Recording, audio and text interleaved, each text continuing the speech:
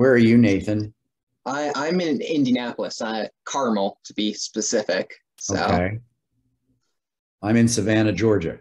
yeah, I hear you're filming that new movie with Anya Taylor-Joy, That's right. Menu. Yep. Having a ball. Yeah.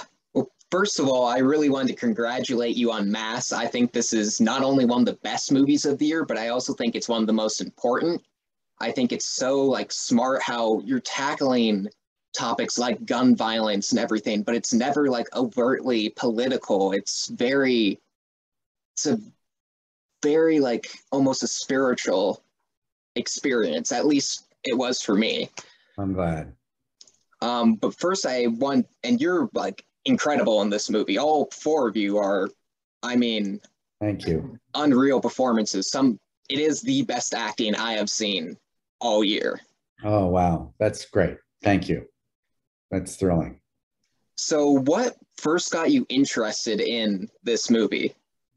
Well, I knew Fran from New York as an actor and a little bit socially, and I was a fan of his and he was a fan of mine. And in October of 18, I got an email from him with a script. And he said, I've written this thing. I wrote it with you in mind. I don't know what it is. I don't know if it's any good, but I'd be really flattered if you took a look at it. And I read it that night and it was magnificent. And I wrote him and said, I'll go anywhere to do this. I was really blown away. It was such a gorgeous script, as you saw, but also it was an incredible part. It's like, who would turn that down? Nobody. So, because I know this movie's all like set in one location, and sometimes in film that can sometimes fall flat. But here, I thought this was one of the most compelling like movies I've watched in a long time. And I know originally I heard you say that this at one point Fran wrote this as a stage play. Was He that wrote it first as a screenplay, okay? and then I think he got cold feet or something, and he sort of thought, well, it's just four people at a table. Maybe it's really a play. Mm-hmm. And that's when I got it. It was a play, and he tried to sort of hawk it around town, and nobody bit. And I think Mm-hmm. he thought, even if somebody did bite, the way plays, the trajectory of plays anymore is, you do a workshop and a developmental reading, and then it takes a long time. And I think he was impatient, as he well should have been. Yeah. And I said to him, and Corey Mott, the producer, also said to him, why don't you just make it as a movie? So he was, as soon as he heard that, he's like, yeah, that's what I wanted it to be in the first place, was a movie. But it's astonishing the way he found to make it cinematic. Don't you think? I mean, Oh yeah. the editing and the photography, and that was all incredibly planned out and purposeful. We showed up every day and they knew exactly what they wanted to do and how they wanted to cover it. And so it was very efficient.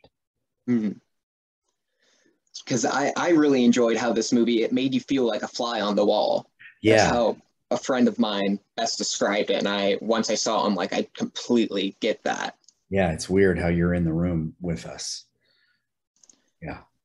I also wanted to ask, what was it like working with Ann Dowd, Jason Isaacs, and Martha Plimpton?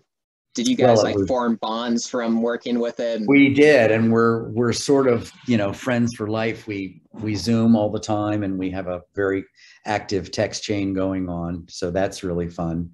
I had known Martha a little bit in New York, really not much, and I'd seen her in London like the year before. We hung out a little bit in London. So I knew. I didn't know Anne and I didn't know Jason, but we had 2.5 days of rehearsal in New York, 3 weeks before we filmed. And it was a really sort of profound rehearsal, for lack of a better word. We knew we had to be vulnerable and trusting of each other, that we had to go to a very sort of deep place with each other. And so actors often like that. Sometimes you'll find actors that are reluctant to do that. But the four of us, we were lucky that Fran cast 4 actors who were up for it and excited about it and happy to go there. So we bonded pretty quickly. We also, Nathan, I'll tell you, we laughed our heads off making the movie. It was hilarious, not at all disrespectful of the subject matter, but really an amazing way to release the tension of, and it wasn't a tense set, but it was a very focused set because we had a lot of work to do. And we knew we had a very short time to do it. So it was really laser focused. But when Fran yelled cut, we would often start goofing off pretty badly. So you've worked with a lot of like different, like super accomplished directors like Craig Zobel in The Hunt. And I want to know, like, what was different about Fran's directing style that really made it stick out? Well, I think the thing that is most exciting about Fran is that he's an actor. And so he completely understands the vocabulary and the circumstance, what it's like to be sitting at a table and, you know, you've got 10 pages of dialogue today. And he was incredibly respectful. Not that Craig wasn't. Craig's awesome. And I had such a good time doing that movie with Amy Madigan and Betty Gilpin. But the fact that Fran is an actor really made a huge difference. And his taste is really good. So you could trust him. So seeing him transition into a director, has that ever gotten you interested into like writing or directing a movie? You know, I think no. The short answer would be no. I think I have too much respect for writing to presume that I could do it. I could never have written this script. I don't know how Fran wrote it, honestly, for somebody who's never written anything before. But I think there's a world in which I have a little fantasy about directing, but I would really only be interested, I think, in directing the actors. I don't know that I'm all that interested in being the captain of the ship. Yeah. You know? Yeah, I completely get that. One of the scenes that really stood out to me in this movie was when Richard is naming out the other kids who had died. Like, what went into that scene? Like, what was your inspiration? Well, I think, you know, what Richard is trying to do in that moment is to let Jay and Gail know that he knows all about it. I think they're accusing me of not caring and not being involved or participatory. And I think he really is just like, you know, yeah, I am. I know exactly what happened. I've had 6 years to stew in this.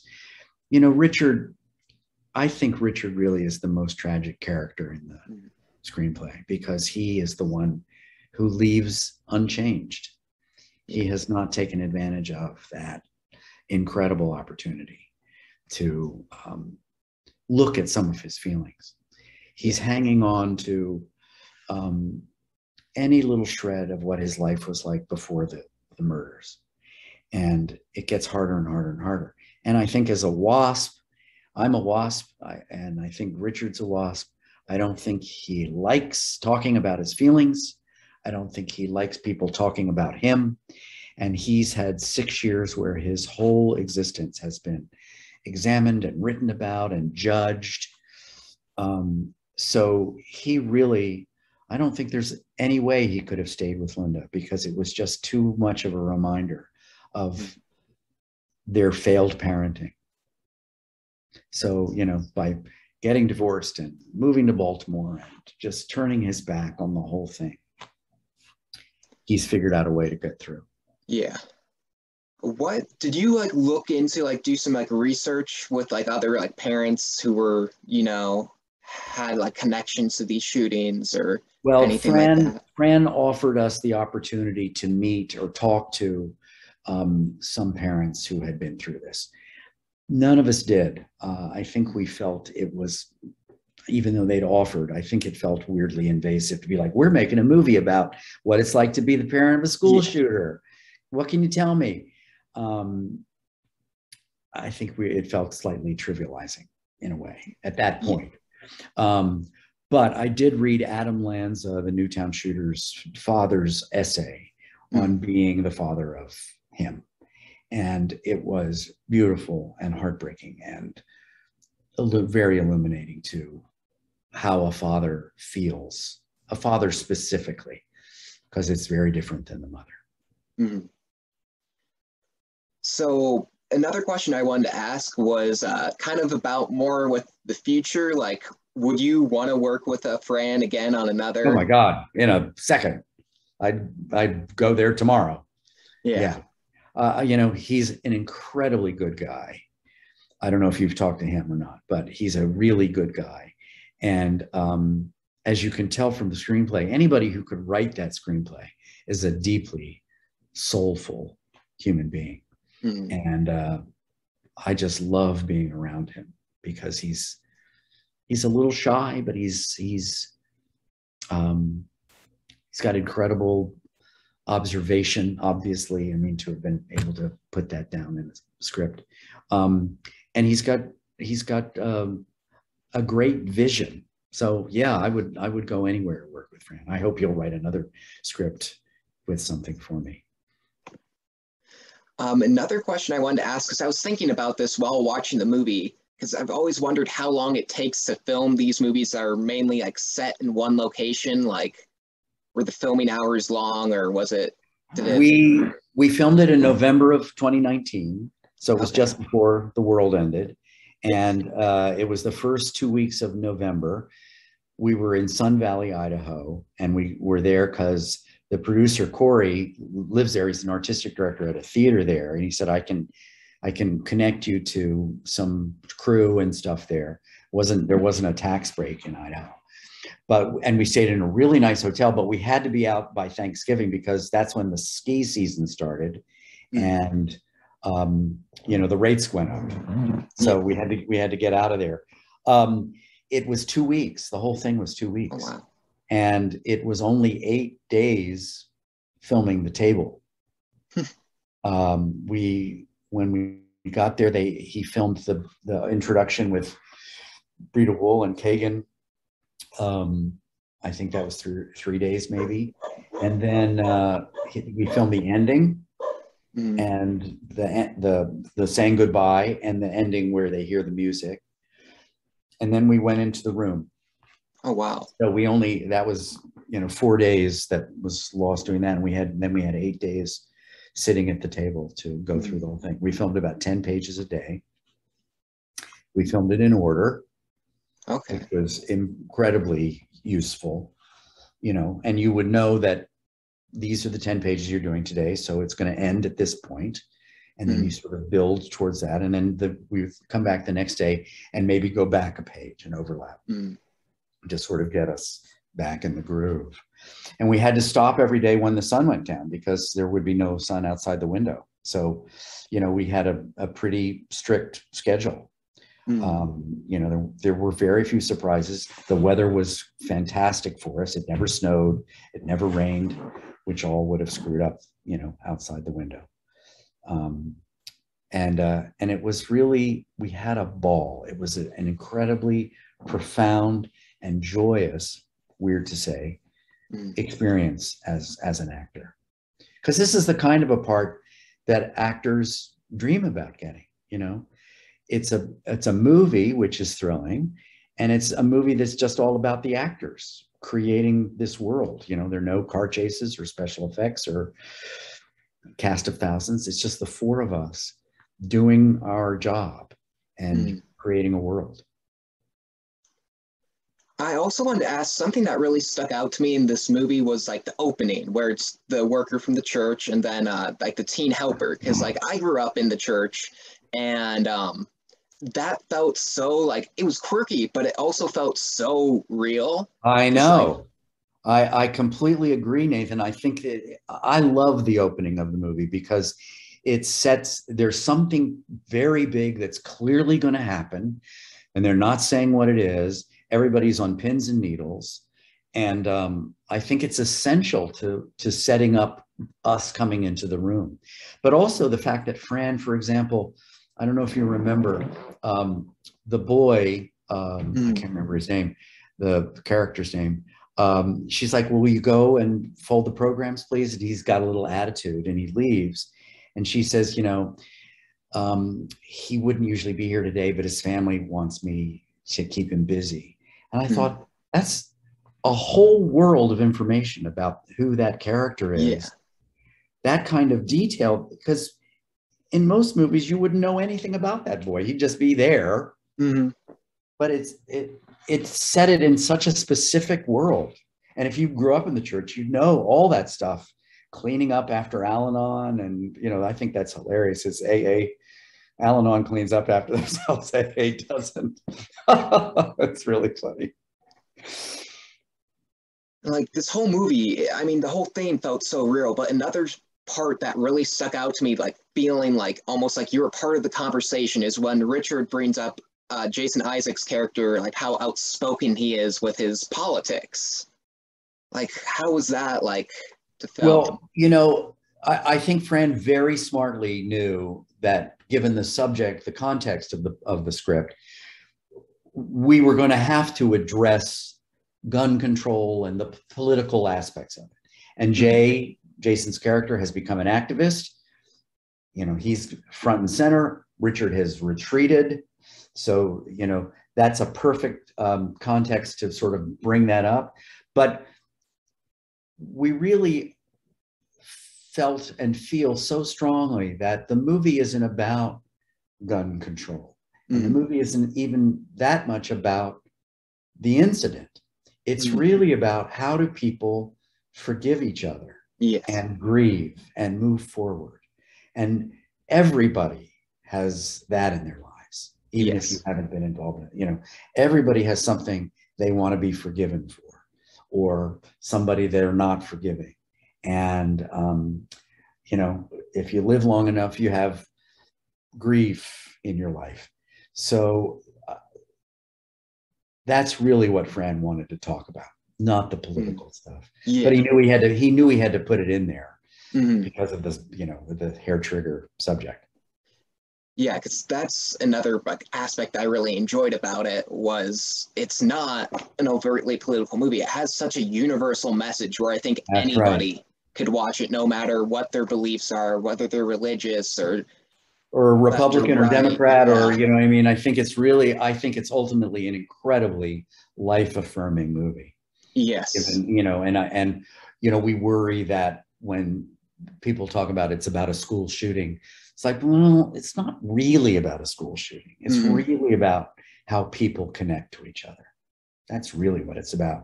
And so we're worried about scaring people off because they think it's going to be a big polemic about guns and gun control. And, you know, none of us is able to address that situation. It's so complicated and beyond our storytelling capabilities. Because I watched this movie, like I'd heard about it, and I heard about all the Oscar buzz from Sundance. And when I watched it, I didn't know like it was a school shooting. I had just seen the trailer. So it was almost like completely unraveling. Like that tension was. Yeah, because you don't know who. Well, I guess you know that we killed Evan, but I think that line that's in the trailer when she says, "Why do I want to know about your son? Because he killed mine." When I saw the movie, and look, I filmed a movie, but when I saw the movie and she said that line, I actually gasped. It was so shocking to me. You know, and I worried a little bit that we were giving that away in the trailer, but I think it's essential actually because it lets people know what they're in for. Yeah. So when was the first time you saw the movie, since you filmed like right before the pandemic and then? Right. I think I saw it I probably saw it in the summer of 2020, maybe about 9 months later. Fran went right to work editing it. And I know there were some versions. And the very first version I saw was slightly different, but I couldn't even tell you how. I know that he messed around with the opening a lot, just about getting that right. But I think that opening is just brilliant. Honestly. Yes. Yeah. Did you watch it So, on a TV or in a movie theater? so I had a screener, Bleecker Street. They had sent me a screener because I'm with the Film Yap, which is an Indianapolis-based Uh-huh. website, and they had sent me a screener. I kind of wish I did see that in a theater, just for like I was already immersed, and like sometimes if you watch like Netflix at home, like you hear your phone buzzing. I was Yeah. glued to that Oh, screen the that's entire great. time. Like, That's great. That's great. I haven't seen it in a movie theater. mm, I'm really anxious to when I get back to New York. I want to go and see it. My wife saw it with an audience and loved it okay. even more. Yeah. So how so you haven't been able to attend any of like the film festival showings or anything? Or, No, no. They all went to London last week for the oh London Film wow. Festival, and I couldn't go because I was here filming. All right. Yeah. Well, I just wanted to thank you. This was an honor being able to Thank interview you, Nathan. you. What's your goal? Are you interested in directing yourself or writing yourself? I'm a freelance writer, so I write for like a variety of like different websites and even some YouTube channels. I write for Collider. I write for a YouTube channel called The Things. Uh-huh. I write for a site called Looper. And then the Film Yap is, But it's mostly film stuff that you write about? yes, it's entirely, that's my passion. That's what really has driven me. That's great. That's great. How old are you? I am 23. I had just turned 23. 23 yesterday. So Oh, Mazel Tov. That's great. thank you. Congratulations. Well, you're doing very well for 23. Good for you. Yeah. And did you grow up in Indianapolis? Yeah, I was actually born in Tennessee, but I moved here when I had just turned 2. So Okay. So you've been there the whole time. yeah, Okay. Well, good for you. Thank you for your kind words about the movie. It means a lot, really. I'm very, very proud of it. And I'm just thrilled that audiences are responding the way they are. thank you. Keep spreading the word for us. I will. All right. This whole Oscar season, this is like the movie I am rooting for. Well, Like, that's nice. We'll see. It's a little movie, so it's a real David and Goliath thing. But people like you will help us for sure. thank you. Okay.